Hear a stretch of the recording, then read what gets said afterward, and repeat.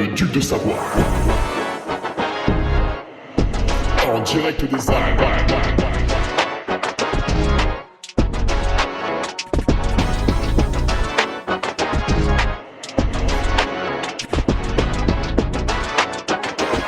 Le podcast de Hugo Ferrari. Allez, bonjour à tout le monde après plusieurs podcasts en duo, enfin deux. Nous voilà revenus tout seuls, vous et moi. Alors, épisode numéro 270 aujourd'hui, avec une question écologique, puisqu'on parle d'assassinat. Donc, vous le savez, assassiner quelqu'un revient à mettre son bilan carbone à zéro, et c'est donc un acte écologique. Ça deviendra peut-être dans des futurs plaidoyers un argument pour la défense. Le peuple doit-il tuer le zélite pour conserver sa cote ? Et oui, la cote, la fameuse cotation. Alors on en a 3 pour l'instant. Je sais pas s'il y a un petit malin qui va en faire une 4e pour que ce soit un petit peu plus le bordel dans nos têtes, parce que je trouve que c'est pas assez le bordel en trail, tu vois. On a 25 fédérations, on a 3 systèmes différents pour coter les performances des coureurs. Je pense qu'il faut rajouter un petit peu de brouillon là-dedans. Il y en a pas encore assez. On a donc Bitrail, on a donc la cote ITRA. Oh là là, ça tout le monde connaît. Et depuis 2 ans, l'ITRA et l'UTMB se sont séparés et nous avons maintenant l'index UTMB qui parfois ressemble à la cote ITRA et parfois s'en éloigne. Souvent on observe que la cote ITRA est un petit peu plus généreuse, alors on serait complotiste, mais on ne l'est pas bien sûr ici. On dirait que c'est pour se faire bien voir auprès des coureurs, pour leur mettre une bonne cotation. Du coup ils sont contents et ils regardent plus souvent leur cote ITRA que leur index UTMB, parce que la cote ITRA elle te dit que t'es fort, quand parfois l'index UTMB est un peu plus méchant avec toi. Et oui, mais ça c'est parce que vous vous aimez. Question de Yann Converse, voilà, qui est un patriote de longue date. D'ailleurs, en parlant de Patreon, je vais doubler le prix de l'abonnement. Non, je déconne. Je vais remercier les nouveaux patriotes. Arnaud Potier, Sylvain Ponce, Brice Carbou, Jules Henry, Jules que je devrais voir ce week-end d'ailleurs, Auguste Chaumel, Régis Dufay, Max, Libo, Wall Peer, ou ça doit être une entreprise qui s'est inscrite pour défiscaliser. Ah, le coquinou. Grégory Bruchon, Benjamin Carré, Emmanuel Potet, et le retour de 2 anciens patriotes, JB Espitalier et Arnaud Buffon. Voilà pour nos patriotes. Alors attention, on va bientôt rentrer dans le J-30 UTMB. Alors c'est facile, ça doit être le 1er août, normalement, le J-30 UTMB, avec tout ce qui fait le sel de la préparation. Donc pour la 3e année consécutive, je vais aller à Tignes. Par contre, je change un peu les modalités du voyage en termes de durée, en termes d'exposition, peut-être aussi là-haut, en réorientant certaines choses. Je bois, j'ai très très soif. En termes de le temps de descente avant, ce que je vais faire là-haut aussi, il va y avoir des modifications, je suis en train de regarder ça. Donc le J-30 va être passionnant, évidemment, comme toujours. Pour celles et ceux qui ont raté le précédent J-30, celui de l'an passé, en 2022, qui m'a amené à faire 23h34 sur la course de l'UTMB, ce qui est un temps plutôt sympa pour un mec normal, donc moi, je vous invite à vous rendre sur mon site internet et vous pouvez télécharger l'audio en fait. Il dure 14 heures. Et oui, chaque podcast quotidien durait à peu près une demi-heure. Donc on vous a tout remixé, avec à chaque fois entre les podcasts journaliers, une voix off qui vous dit qu'on passe au suivant, et un audio de 14 heures à télécharger pour la modique somme de 5 euros, ce qui permet à peine de payer le DJ qui m'a fait ça. Hugo Balder, que je remercie. Voilà, puis après, sur Patreon, comme d'habitude, la revue de presse, voilà, elle a fait encore 12 pages ce lundi, pour savoir tout ce qui s'est passé dans le trail le week-end. L'article du vendredi. Alors, évidemment, vu que j'ai couru à l'Eiger Ultra Trail ce vendredi, on va faire le retour. D'ailleurs, je vais faire un retour sous une forme un peu différente, parce que c'est vrai que depuis longtemps déjà, depuis un an et demi, les retours étaient systématiquement un gros dossier où en fait chaque paragraphe allait d'un ravitaillement à l'autre, avec la courbe cardiaque, l'évolution du classement, etc. Et c'est intéressant à faire, hein, bien sûr, mais j'ai envie de changement, donc peut-être que... Enfin, j'ai envie... La plupart des patriotes en avaient envie aussi. Peut-être le compte-rendu vidéo va revenir. Voilà, je déciderai demain, jeudi. Et je pense me laisser tenter par un compte-rendu vidéo en improvisation totale. Ah merde, j'ai un acouphène là. Putain, j'ai une oreille qui marche plus, ça y est. C'est à cause du changement climatique. Donc voilà, l'article du vendredi, toujours. Et puis les codes promo, bien sûr, parce que dès que vous accédez à mon Patreon, tous les lundis, je publie les codes promo de mes différents partenaires. Alors, on va quand même jusqu'à 30% pour certains, hein, c'est pas mal. Voilà. Donc normalement, vous êtes bien lotis sur le Patreon, donc celles et ceux qui hésitent à s'inscrire, je pense que quelques mois là-dessus vous feront le plus grand bien. Et puis le forum pour discuter entre vous. Voilà, j'essaye de passer dessus de temps en temps. Tiens, cet après-midi, j'aurai un peu de temps, je vais passer sur le forum, mais malgré que ce soit une semaine de repos, là, j'ai beaucoup de choses à faire, parce que déjà, il faut soigner correctement le genou, et puis j'ai malheureusement perdu mon chat, donc je vais le chercher un peu dehors, prendre du temps. Que dire de plus sur le Patreon ? Abonnez-vous. Au niveau du speaker, alors ce week-end, c'est le dernier week-end avant la pause. Enfin, la pause. À Tignes, j'anime le Teen Trail, mais... je le compte pas, parce que, tu sais, je suis sur place, je me lève, je sors de mon studio, paf, voilà, c'est là. Non, ce week-end, gros déplacement, je retourne en Suisse, dans la région de Gruyère, cette fois-ci, dans le canton de Fribourg, pour aller au trail de Charmey, Gruyère Trail Charmey, très très joli. Et donc je retrouverai Jules Henry. Tiens, Jules, je sais pas si tu le savais d'ailleurs, mais tu as la 5e cote au départ, donc tu seras présenté comme un favori, et j'ai envie de te dire, sors-toi les doigts du cul, parce qu'il y a une prime aux 3 premiers. Hein. Il me semble que c'est 600, 400 et 200 francs suisses, si mes souvenirs sont bons. Donc voilà, te caresse pas trop, quoi, vas-y. Hein. Donc le trail de Charmey, ça va finir, je crois, à 19h30 le soir. Après, je monte dans ma voiture. Alors, moi, je roule au diesel parce que j'adore polluer la planète. C'est un peu mon but sur Terre. Et je vais à Argentière pour l'Argent Trail le dimanche matin.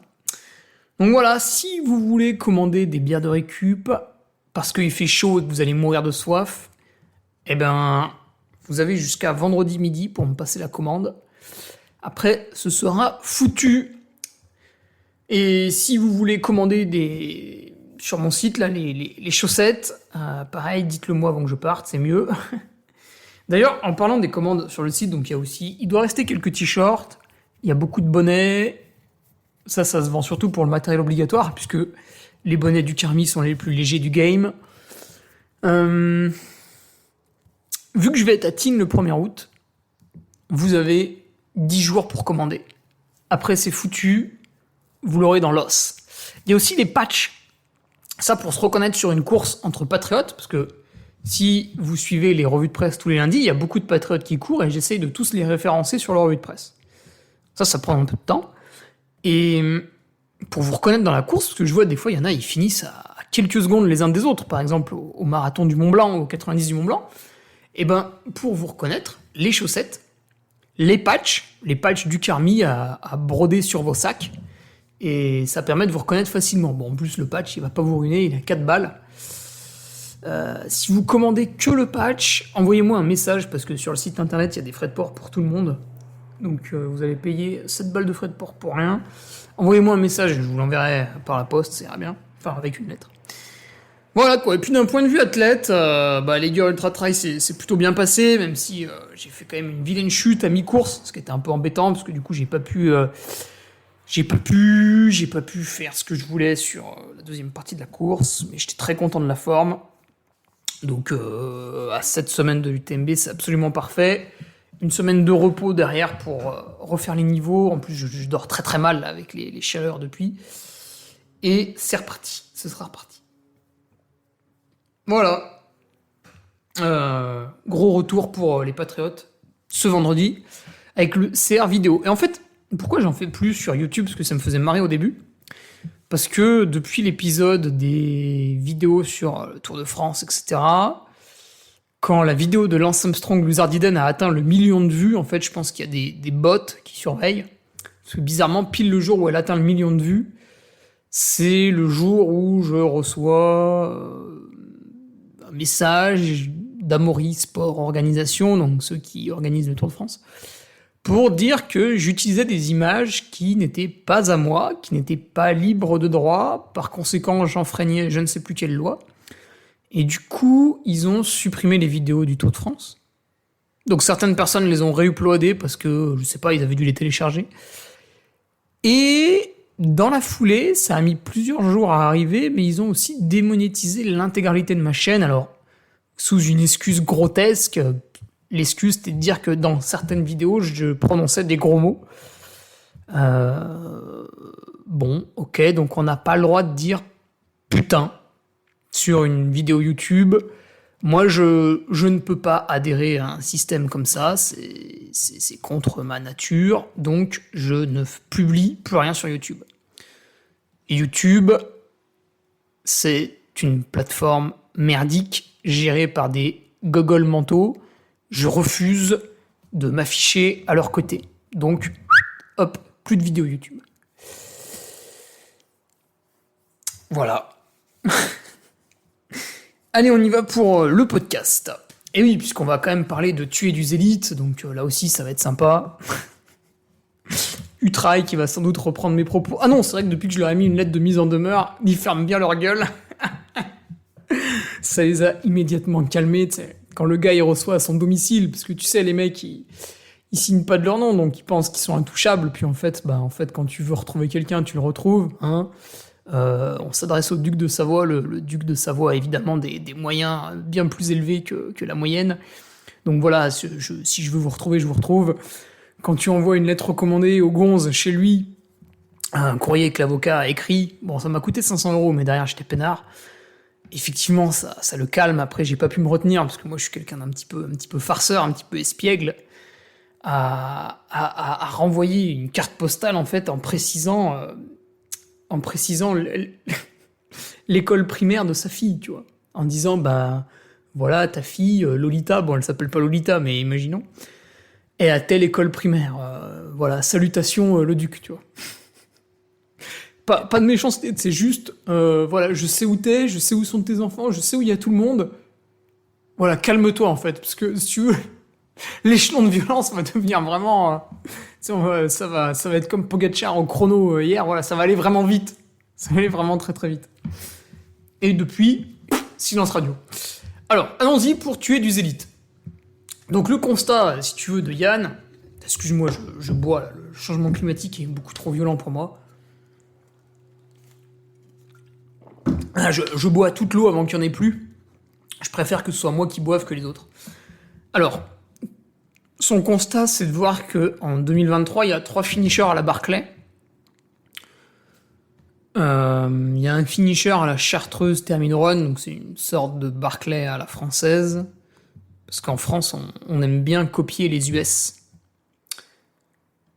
Mon frère remporte et termine les 2 derniers survivants alors que personne ne l'avait fait.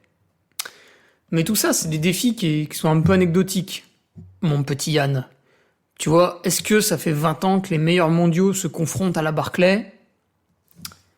Navré pour ceux qui trouvent que c'est un truc difficile, mais la réponse est non. Voilà.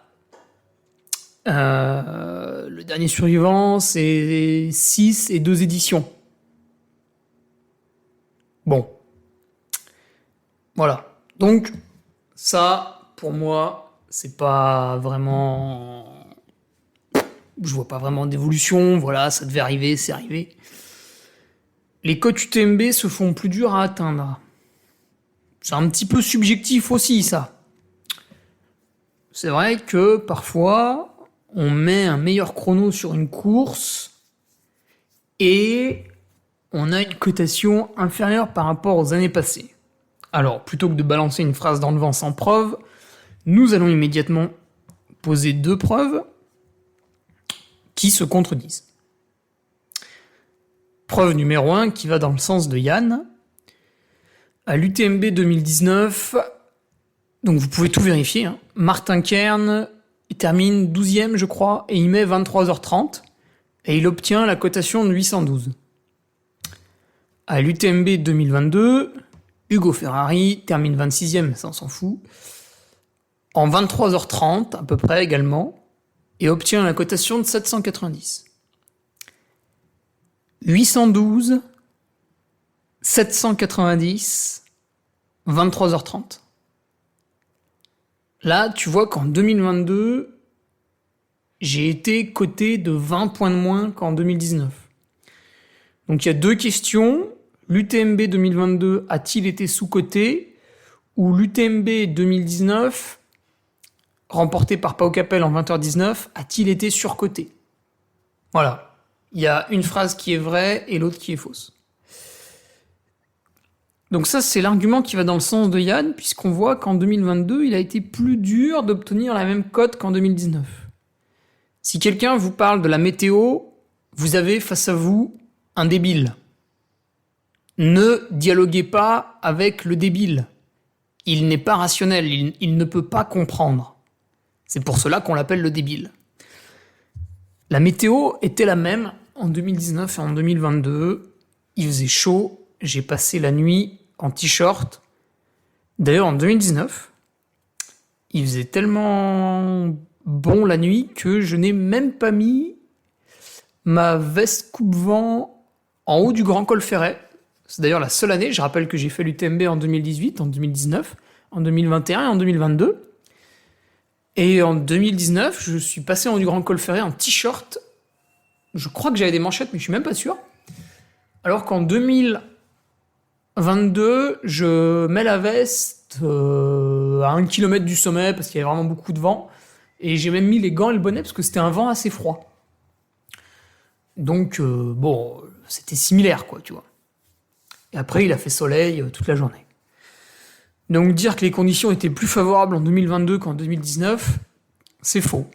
Soit la personne est bête, soit volontairement, pour cacher autre chose, elle propose à son auditoire un mensonge. Voilà. Donc on a ce cas-là, et après on a un deuxième cas où j'ai l'impression d'avoir été cette fois-ci pas sous-coté mais sur-coté. En fait c'est récemment, c'est à Lager Ultra Trail. Donc Lager Ultra Trail, je l'avais fait en 2017, et j'avais mis 12h22 pour un parcours qui était à peu près... j'ai regardé en consultant les 2 fichiers GPX, le fichier GPX de ma course en 2017 et le fichier GPX de ma course en 2023. J'ai trouvé 4 points de différence où on peut noter plus de 2 minutes de différence, dont un qui s'élève à quasiment 12 minutes. Et du coup, je dirais qu'il y a une différence à mon niveau, hein, bien sûr. Au niveau de Hannes Namberger, le premier, je dirais qu'il y a une différence d'1 quart d'heure. Enfin, entre 12 et 15 minutes, et à mon niveau, entre 15 et 20 minutes. Et cette année, je mets 12h39, donc 17 minutes de plus. J'obtiens la cotation de 819. Alors qu'en 2017, je mets... Putain, il est où? Ah, il est là. Je mets 12h22 et j'obtiens la cotation du 810 avec un écart d'1 quart d'heure. Voilà, je pense que cette année, ça valait plutôt entre 805 et 810. Et j'ai été coté, alors moi je parle que de l'index UTMB, je regarde pas l'ITRA, j'en ai rien à cirer. J'ai été coté à 800...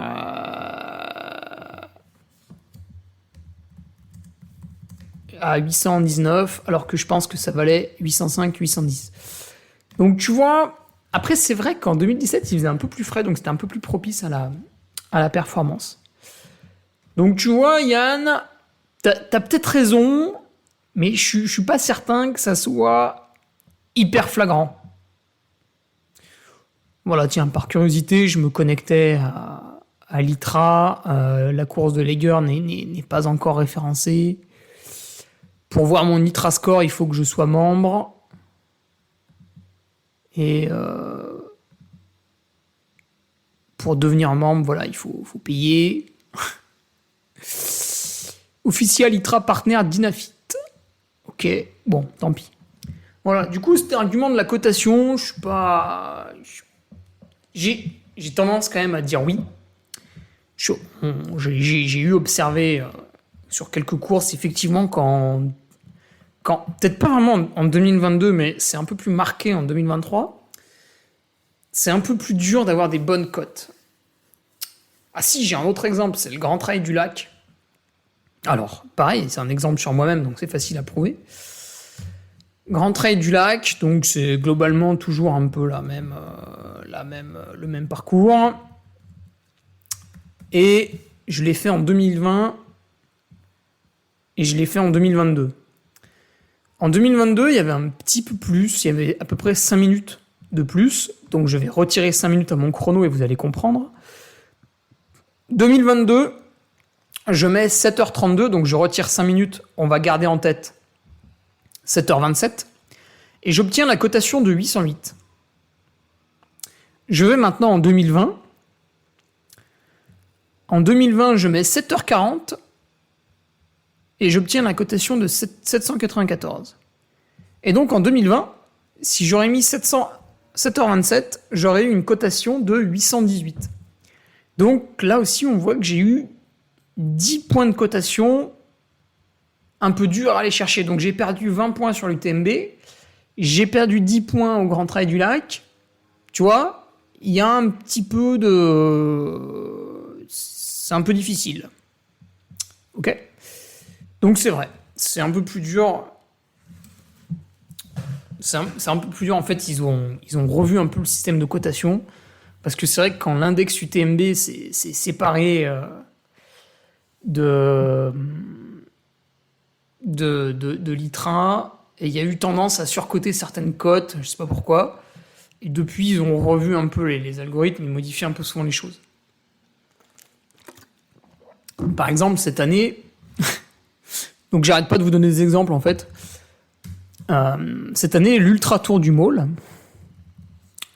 Donc je prends l'exemple de mon frère, Aubin Ferrari, qui a une moyenne à 852, ce port quand même maintenant. Il nous fait l'Ultra Tour du Maule l'an passé, 35 km, 3200 mètres de dénivelé, 4 heures. Il est coté à 870. Je pense que c'était un peu élevé. Après, c'est vrai qu'il faisait quand même très chaud. Hein. Il faisait 36, 37 dans la vallée en bas. Et cette année, il faisait beaucoup plus frais. Et cette année, c'est Thibaut Jean qui a gagné l'Ultra Tour du Maule. Et il a mis 3h57. Et il n'a eu, entre guillemets, que 842. Alors que pour 3 minutes de plus, mon frère avait eu 870. Après, il faisait un peu plus frais, donc c'est peut-être un peu dur à comparer, mais vous voyez, il y a quand même un écart de, on va dire, 35 points entre les deux performances. C'est beaucoup. Ok ? Donc effectivement, on a l'impression que c'est un peu plus dur d'aller chercher une bonne cote maintenant. Ce qui est un peu embêtant parce que du coup, ça c'est mon point de vue, vous avez des anciennes gloires du trail qui ont des cotations élevées, alors que les mecs, aujourd'hui, ont un niveau qui est éclaté au sol. Mais vu qu'ils ont fait des perfs il y a 3 ans, quand c'était un peu surcoté, ils ont encore des bonnes cotations. On va le voir cette année à l'UTMB, donc pendant le J-30, à des moments, je vous présenterai en fait mon index UTMB au départ. L'an passé, j'avais le 103e et je finis 26e. Ça veut dire qu'il y a quand même 67 personnes qui, sur le papier, étaient plus fortes que moi et que j'ai battu. Donc il y a plusieurs explications. Soit ces gens-là sont surévalués, soit ces gens-là ont une grosse cotation mais qui n'est pas liée à leur effort sur 100 miles, soit ces gens-là ont mal préparé l'événement, etc., etc. Il y a plusieurs explications possibles, bien sûr. Donc, effectivement, c'est un peu plus dur de côté, voilà, Stanley. Et en fait, donc Yann s'interroge d'où viennent ces performances qui sont de plus en plus meilleures, et du coup, on a du mal à donner de meilleures cotes. Parce que maintenant, pour une performance similaire, en fait, on a une moins bonne cote. C'est ce que je viens de démontrer. Ça, Yann, en fait, c'est un phénomène auquel il va falloir t'habituer parce que, petit scoop, ça va largement, mais largement, augmenter dans les prochaines années. Par exemple, à titre personnel, j'ai une marge de progression qui est énorme. Énorme. Le sport, le trail aujourd'hui est un sport amateur. C'est un sport amateur. Nous faisons des compétitions entre personnes qui, la semaine, ont un travail. La famille, je ne vais pas forcément en parler parce que vous prenez Johannes Beu, voilà, il a eu un enfant cet hiver. Alors après, on n'est pas avec lui, hein, ça se trouve, l'enfant, il est constamment chez la nourrice, sa femme s'en occupe et lui, en fait, à part voir une photo tous les 2 mois, voilà. Mais encore une fois, je ne connais pas son histoire, donc c'est pas la peine de s'avancer là-dessus. Le trail aujourd'hui est un sport vraiment amateur. Alors, vous avez 3-4 personnes qui sont professionnelles, mais la plupart continuent à travailler. Vous prenez par exemple mon ami Nicolas Martin. Oui, il touche de l'argent de la part de son sponsor Brooks. Néanmoins, ce n'est pas tout à fait suffisant. Et à côté, il a un travail de coach qui lui prend du temps, puisque coach maintenant c'est presque de la garderie, hein, puisque vous avez tous des énormes problèmes psychologiques et il faut essayer de vous rassurer en permanence. Donc c'est assez délicat, quoi. Quand vous courez 1h05 au lieu d'1h, vous êtes en panique, voilà, vous avez peur de tout le temps. Donc aujourd'hui, on a un sport qui est vraiment amateur. Quels vont être les axes d'amélioration d'un sport qui va avoir tendance à se professionnaliser? Donc en fait, on le voit, il y a des contrats qui sont de plus en plus élevés pour les meilleurs. C'est normal, chaque marque veut avoir son athlète vraiment professionnel, son égérie. Chaque marque va essayer de débaucher un athlète à gauche à droite, et pour le débaucher, c'est facile. Si quelqu'un vous donne 30 000 € et qu'à la fin de l'année, une autre marque arrive vers vous qui dit écoute, moi je double ton salaire, le mec qui court en Oka, on lui dit qu'il va courir en La Sportiva pour 30 000 € de plus. Bon, il teste la chaussure, il voit que ça colle plus ou moins, il prend les 30 000 de plus. Hein. Ah bah oui, c'est comme ça que ça marche. Hein. Du coup, ce sport qui évolue constamment avec donc des contrats de plus en plus élevés, on le voit aussi, il y a de plus en plus de marques qui commencent à donner un peu. 2 000 par-ci, 5 000 par-là. Donc ça, évidemment, t'en vis pas l'année, mais tu vois, la carotte est là, la carotte est belle. Ça permet peut-être à certains de s'acheter. Donc moi, l'argent que je touche, par exemple, je le réinvestis dans ma santé. Massage, ostéo, compléments alimentaires, prise de sang, etc. etc. Donc ces axes d'amélioration, en fait, c'est le jour où le sport devient totalement professionnel. Et on va voir plusieurs niveaux. Déjà, on peut aussi, avant ça, parler de sportifs qui viennent du trail. Un trailer qui vient du trail, qu'est-ce que c'est? Vous allez me dire, ça veut rien dire. Un trailer qui vient du trail, c'est un mec qui, quand il était petit, faisait un peu de randonnée avec ses parents. En fait, c'est des Kilian. Là, aujourd'hui, Kilian, il y en a un. On a un gym aussi, c'est pas mal. Mais des Kilian, il y en a un. Et en fait, peut-être plus tard, il y en aura beaucoup plus. Parce qu'un Kilian, qu'est-ce que c'est? Bon, déjà, c'est un mec, à la naissance, il était déjà bien parti. Mais c'est un gars qui a été en montagne très tôt avec ses parents. Et aujourd'hui, quand je vois des courses enfants sur les trails, je me dis que des enfants pas très grands qui ont 5 ans, qui commencent à faire des petites courses, mais qui font 1 kilomètre, accompagnés par leurs parents qui les encouragent là-dedans, ils vont peut-être faire des petites randonnées en montagne, peut-être qu'à 10 ans, ils vont s'inscrire en club d'athlètes, que le week-end, Le club d'athlé va pas leur suffire, du coup le week-end, un petit tour de trail avec les copains à 12-13 ans.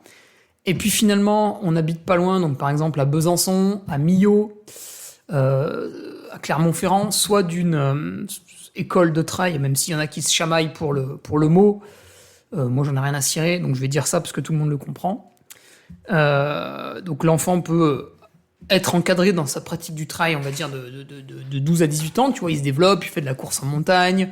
De temps en temps, il va faire un petit 20 km pour le freestyle, comme ça, le week-end avec papa, qui pratique aussi. Et du coup, le type, il a 18-20 ans, et là, il arrive sur des maratrails, et en fait, il a derrière lui tout un passé de coureur. Mais tout en respectant, bien sûr, l'enfance. Ce qu'on n'a pas forcément encore aujourd'hui, à part le Kylian. Hein. Mais aujourd'hui, ce qu'on a, on a quand même déjà des trucs sympas. On a des mecs qui viennent, qui ont fait beaucoup d'années de foot, plus ou moins haut niveau quand ils étaient enfants, enfin très compète, quoi. Donc le foot, quand on est enfant, on court partout. On a ceux qui ont fait du ski de fond à haut niveau. Dès que vous êtes minime en ski de fond, minime, cadet, junior, ça y va, quoi. Ça tabasse physiquement. Le cadet, l'été, il fait des semaines de 20 heures. On lui demande pas si à 16 ans il est fatigué. En fait, c'est soit tu fais ça et t'intègres le comité et tu fais des compétitions nationales, soit t'es nul et tu rentres chez toi. Tu vois, c'est une sélection naturelle. Même si on le dit pas, c'est une sélection un peu naturelle. Celui qui encaisse pas le volume de travail, s'il est pas talentueux, il reste pas dans le comité, il se fait dégager. C'est des trucs de barbares. C'est comme ça qu'on réussit. Donc on voit ça, des jeunes professionnels, tu vois. Et ensuite, on va parler vraiment de l'argent. Donc déjà, prenons le cas des jeunes qui arrivent dans le trail en ayant fait déjà beaucoup de trail avant. Eux, ils vont avoir, une qualité de pied exceptionnelle, dans les descentes, ça va être fluide. Vu que ça fait des années qu'ils courent, ils se blessent pas forcément, etc., etc. Maintenant, le professionnalisme, qu'est-ce que ça va être ? Qu'est-ce que ça va changer ? En fait, le professionnalisme, c'est qu'à un moment donné, il y a quelqu'un qui vous donne tellement d'argent, une marque, une collectivité locale, ce que tu veux, vous recevez tellement d'argent de la part de cette personne pour faire votre sport, qu'en fait, vous n'avez pas besoin d'avoir un emploi annexe. Même à mi-temps, rien du tout. Donc, qu'est-ce que c'est l'emploi du temps d'un vrai professionnel ? Un vrai professionnel, c'est quelqu'un qui va se lever, déjà sans réveil, évidemment, de son sommeil naturel. Il se réveille, il réalise des mobilités articulaires pendant une quinzaine de minutes, il prend son petit déjeuner.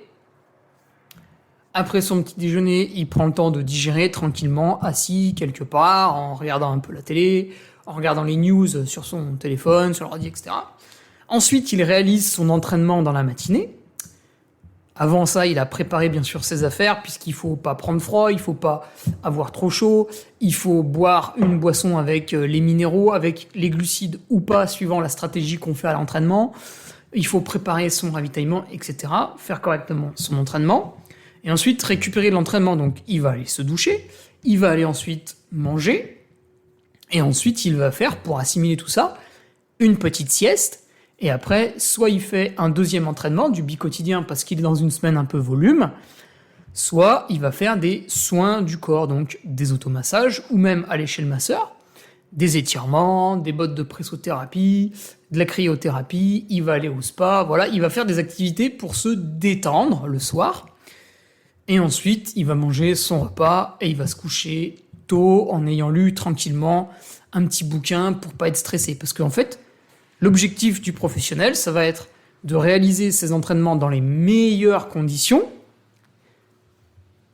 au niveau alimentaire, avant, pendant, après, et ça va être aussi d'avoir le moins de stress possible dans la journée, puisque le stress, c'est néfaste pour votre organisme. Ça, c'est l'emploi du temps du professionnel. Et il n'y a pas autre chose, en fait. Parce que s'il a 2 heures de temps libre l'après-midi, il le passe pas à marcher dans les rues de la ville et à acheter des conneries dans les magasins. Il va pas glander à la Fnac, en fait. Le professionnel, s'il a 2 heures de temps libre l'après-midi, il est allongé sur son canapé. Et il attend que le temps passe. Parce qu'il est censé se reposer de l'entraînement pour être performant à l'entraînement du soir ou à l'entraînement du lendemain matin. Ça, moi, si je donne de l'argent à quelqu'un, c'est mon cahier des charges en échange. C'est je te donne de l'argent, mais je te donne aussi un cahier des charges pour que tu réussisses et que le dimanche sur la compétition, tu livres ta meilleure performance. Tu vois ? Si tu réussis pas à gagner, je veux que ce soit parce que tu te sois fait battre par quelqu'un de meilleur, mais pas parce que tu t'es dit « Ah ouais, merde, je suis un peu fatigué, en fait, j'ai eu les jambes lourdes au départ. » Ça, moi, je suis le sponsor qui donne de l'argent, je veux pas l'entendre, en fait. Pareil, tu t'es enrhumé, je vais dire, ok, il y a peut-être un facteur chance. Est-ce que tu prends l'huile essentielle de Ravinzara le matin ? Est-ce que tu t'es suffisamment couvert quand t'es allé faire ta sortie vélo ? Est-ce que tu t'es douché juste après l'entraînement parce que t'avais transpiré pour pas prendre froid ? Est-ce que t'as mis un kawaii en rentrant en vélo de ton run, etc. Tu vois ? Si l'athlète y répond non à quelques questions, sanction. Parce qu'il n'a pas été professionnel, tu vois. Parce que, donc il l'oublie un petit peu, là, ceux qu'on crée la Pro Trail Runner Association, donc qui crie dans tous les sens que les coureurs ont des droits, c'est vrai. Mais ils oublient un petit peu que les coureurs ont des devoirs. Exemple récent, Lager Ultra Trail, Emily Forsberg remporte sa course de 50 km et elle n'est pas présente le dimanche matin à la remise des prix. Andreas Reiterer, qui est payé par la Sportiva, fait 3e du 35 km ou du 50. Il n'est pas présent à la remise des prix le lendemain. Si la Sportiva le paye, c'est pour que le mec, le week-end, il soit sur sa course et il n'ait rien d'autre à glander. Donc, il va sur le podium, il prend son bouquet de fleurs, il affiche le t-shirt La Sportiva, quelqu'un prend une photo de lui sur le podium, et sur ses réseaux sociaux, il poste une photo de lui sur le podium avec le t-shirt La Sportiva. Ça, c'est un professionnel qui exécute ses devoirs. Moi, quand je vois un Andreas Reiterer qui fait un podium et le lendemain, il n'est pas au podium, je vois un enfant pourri gâté qui n'en fait qu'à sa tête. D'accord ? Les droits et les devoirs. Donc l'athlète professionnel, t'as entendu Yann, il a quand même beaucoup d'axes d'amélioration. Les cyclistes font ça. En fait, un cycliste, alors bon, pas tous, hein, c'est aussi pour ça qu'il y a des différences et qu'ils n'arrivent pas tous main dans la main à la fin du Tour de France, qu'il y a des différences d'écart. Bon, on va pas parler de dopage, on va parler de cyclistes normaux. Vous prenez un David Gaudu, vous prenez un Aurélien Paré-Peintre, vous prenez un... Qu'est-ce qu'on a comme Français qui se démerde un peu ? Il y a eu Clément Berthet aussi, la J2R. Voilà, tous ces gens-là, en fait, il y a un petit écart de niveau, tu vois. Il y a peut-être une dizaine de minutes entre David Gaudu et Clément Berthet, par exemple. Pourquoi il y a 10 minutes ? Parce qu'il y en a un qui est meilleur que l'autre. Alors, on pourrait dire qu'il y en a vraiment un qui est né meilleur que l'autre, pourquoi pas. Mais il y en a un qui est meilleur que l'autre parce que peut-être que David Gaudu, qui est 2e au classement MPCC, Mouvement pour un cyclisme crédible. Le premier, c'est Jay Hindley, le deuxième, c'est David Gaudu. Donc, c'est des gens qui utilisent pas la cortisone à l'entraînement, qui utilisent pas les cétones. Voilà, il y a tout un tas de choses qu'ils utilisent pas par rapport à la Jumbo et l'UAE qui, eux, utilisent tout ce qu'ils veulent. Donc, il y a des règles un peu différentes. David Gaudu, en fait, peut-être que justement, c'est un professionnel irréprochable. Et peut-être que le Français qui va être 25e du Tour alors que David Gaudu est 9e du Tour, le Français qui est 25e du Tour, peut-être que c'est un professionnel, mais qui, de temps en temps, s'autorise certaines choses et du coup, il a un niveau physique qui est un petit peu moins bon. Donc voilà, il y a le professionnel consciencieux et le professionnel, on va pas dire récréatif parce que c'est pas vrai, mais le professionnel un petit peu moins consciencieux.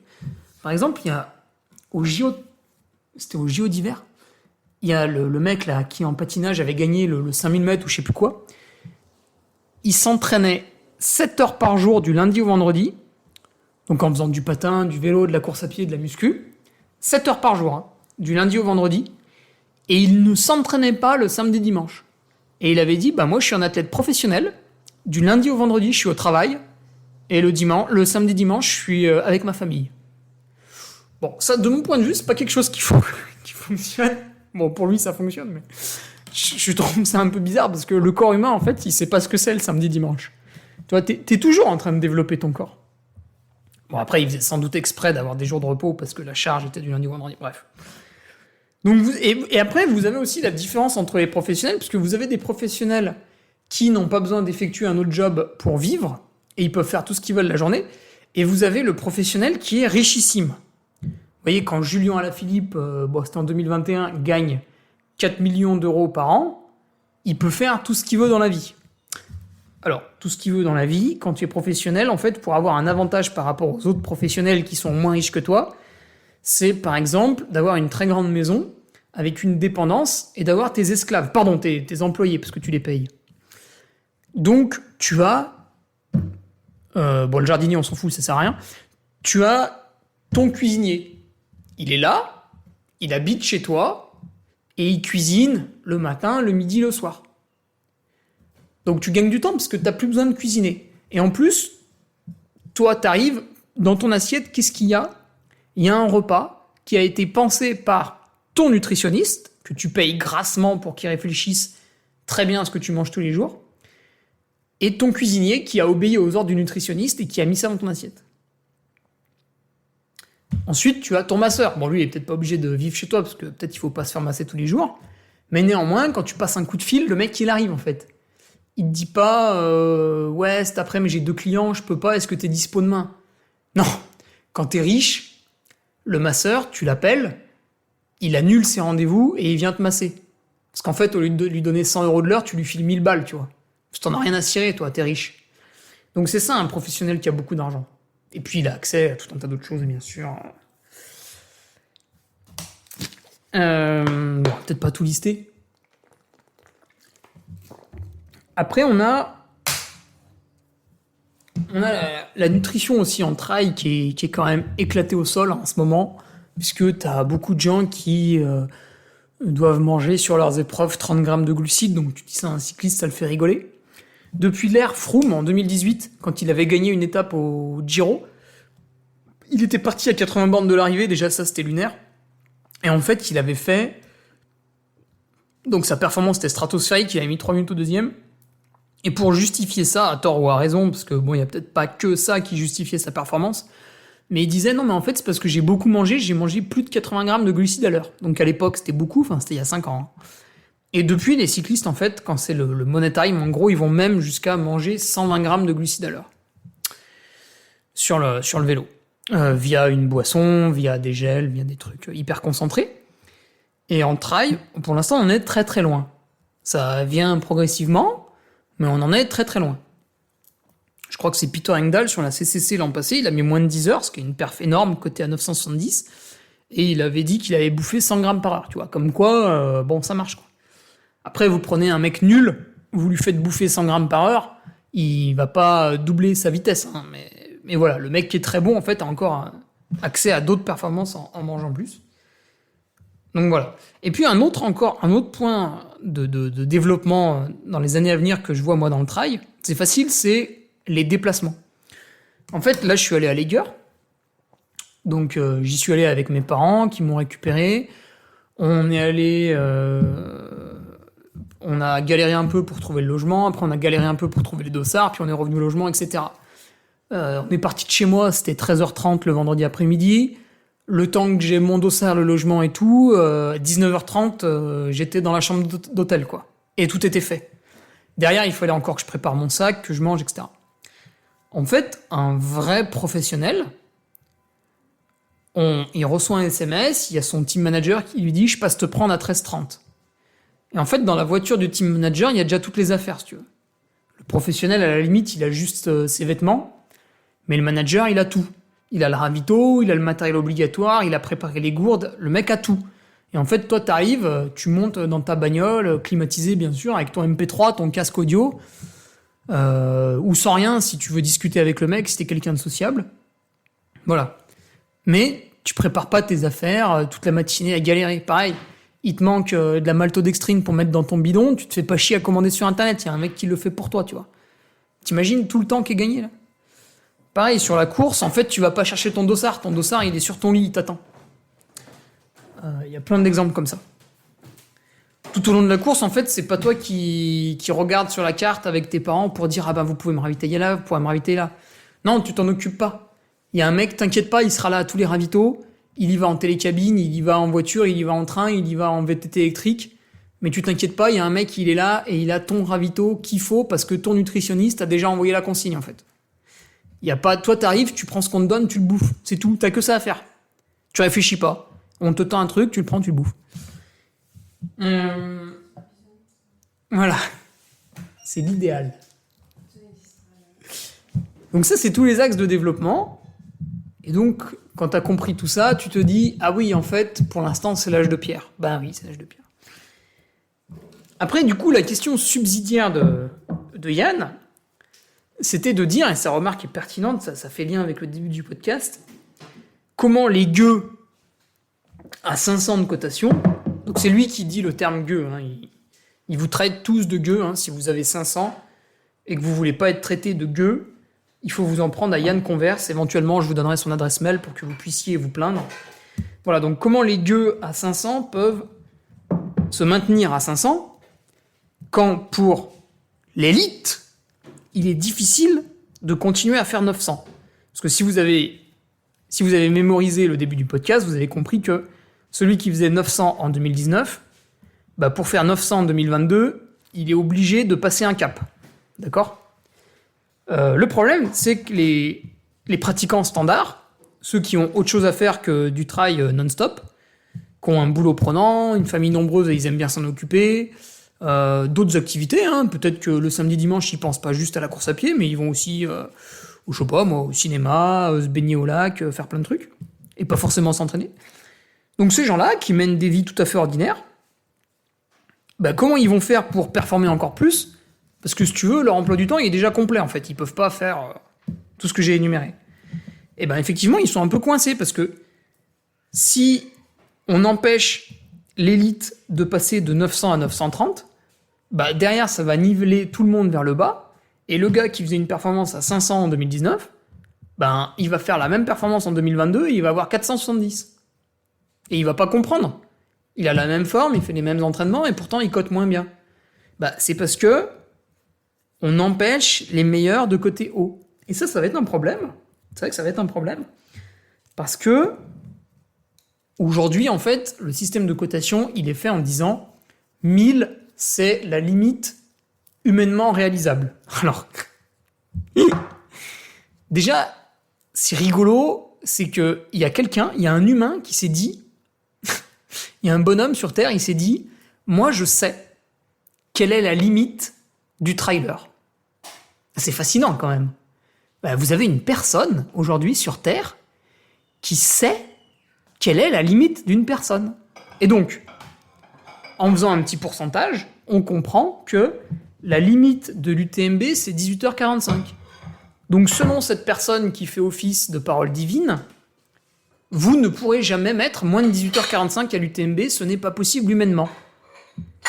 Et ça, c'est selon une personne. Voilà, elle a décidé ça comme ça. Donc c'est amusant, du coup, qu'est-ce qu'on fait si quelqu'un met 18h35 ?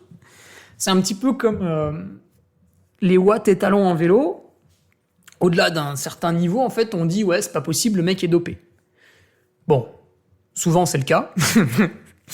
Mais, en fait, pourquoi ce serait ça la limite humaine, tu vois ? Pourquoi on pourrait pas aller un peu plus loin, finalement, au bout de quelques années, en creusant d'autres sujets, etc. Tu vois, pourquoi la limite humaine, c'est ça ? Donc, si on compte que 1000 c'est la limite et que personne ne peut jamais la dépasser, en fait ça va être un petit peu emmerdant parce qu'au bout d'un moment tout le monde va se retrouver en dessous et ça va coincer. Donc voilà, ça j'ai pas la réponse, c'est pas moi qui fais le système de cotation, donc voilà, il faut poser la question à ceux qui font ça. Voilà, je vous laisse là-dessus sur ces belles réflexions. Je rappelle que si vous voulez des petites bières de récup et que vous êtes autour du Charmet Trail samedi ou de l'Argent Trail dimanche, pensez vite à me les commander. Hein. Livraison gratos, quand d'habitude il y a plus de 25 € de frais de port, je pense qu'il faut en profiter. Et vous voyez quel vendeur je suis quand même. Et on commande bien sûr aussi les patchs du Carmi, les chaussettes du Carmi pour se reconnaître entre patriotes dans le peloton. Voire même pour ceux qui sont très généreux, le t-shirt, le bonnet. Ah, il reste 4 casquettes aussi. Voilà. D'ailleurs, je peux aussi vous les amener, bien sûr, sans frais de port. Voilà. Je vous laisse là-dessus. Amis patriotes, vendredi, retour sur cette Tiger Ultra Trail. Ça fait plaisir, une course qui se passe bien, même si je me suis éclaté le genou. Voilà, c'est pas très grave, j'étais content de la forme. C'est bien là l'essentiel. Allez, bon mercredi à tous et amusez-vous bien devant les Jeux du Cirque au col de la Lose cet après-midi. Tu viens d'écouter le podcast du Duc de Savoie. Si tu souhaites approfondir avec de pertinents articles d'éminents spécialistes, rejoins le Patreon. Tu feras ainsi partie en tant que fidèle patriote de la très prestigieuse Duke Army. Si l'humour est ton leitmotiv et que tu n'as peur de rien, viens sur l'Instagram. Si tu veux espionner le Duc, car tu es vil et sournois, son Strava est également à ta disposition. Enfin, si tu es vieux, presque sénile et ou débute dans les réseaux sociaux, contente-toi de suivre sa divine page Facebook, les liens sont dans la description.